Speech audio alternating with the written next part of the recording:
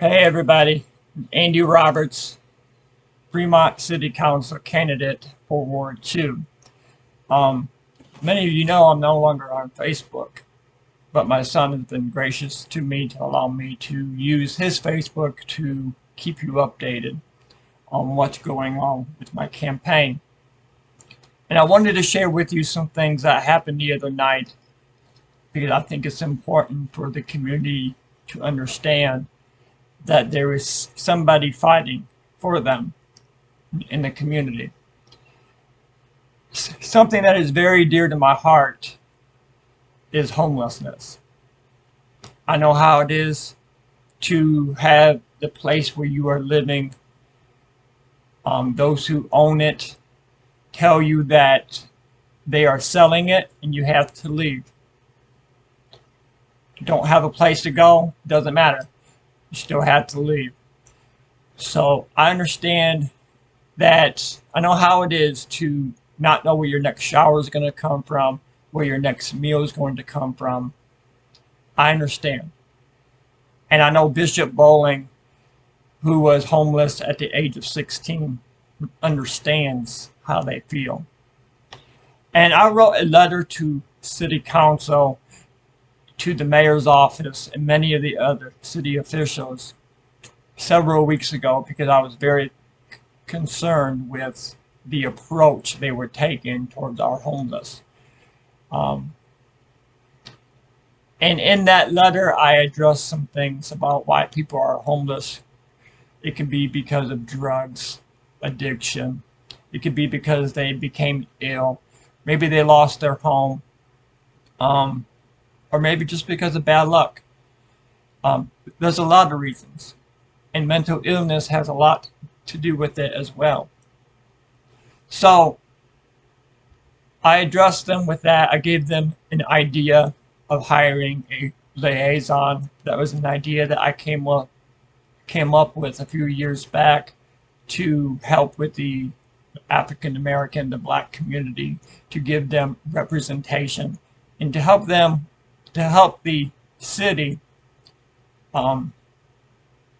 make some changes and help them address issues that they have.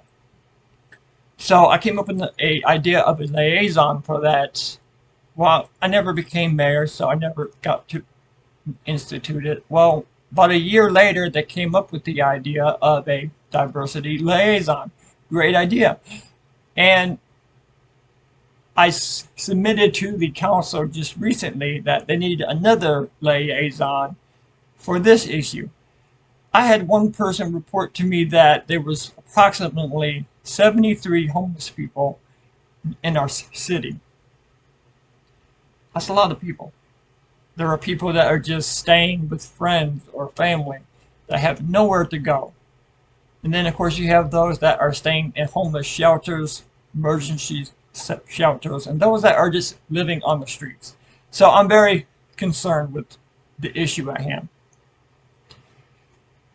This past Thursday, we went to the council meeting and there was a couple of the homeless that went as well. One of them addressed the council right away. The mayor gave him several answers.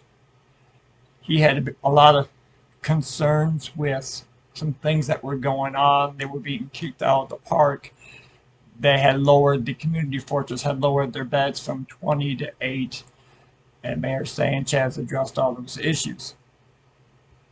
And in the process, he made a comment that he does not think that they have an answer, or they don't know that they could ever solve this issue. And that really hurt to me because there are answers for this problem. You just have to have the right people in place to take care of this problem. You got to have people that have compassion, that have a mind to work, that have a heart for this, because this is a very serious issue. And during this meeting, the mayor took some cheap shots at us, stating, well, we have bishops here that they haven't opened up their church. Wrong. We have opened up our church. We have cooked for the homeless. We have bought the homeless pizza. We have taken them food to the shelter, to the park.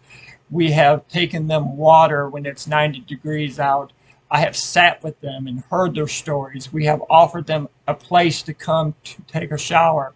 We have offered them a place to come to stay the night in the sanctuary in case they did not make it into the community fortress.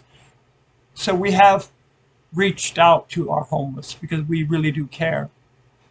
And it was a cheap shot. Then there was a man who got up, took more cheap shots at us. Not one person during city council said anything. Not one person objected. Not one person called for order.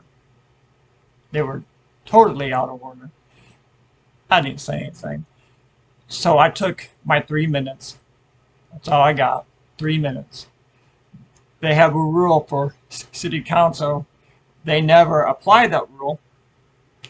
Only when we are going to address them, and they know that we are going to address them. In 3 years that I have been attending these meetings, not one time have they ever done this 3-minute rule, except one other time. That was when we were going to speak. So again, we get it there, and they implement the 3-minute rule. Fine.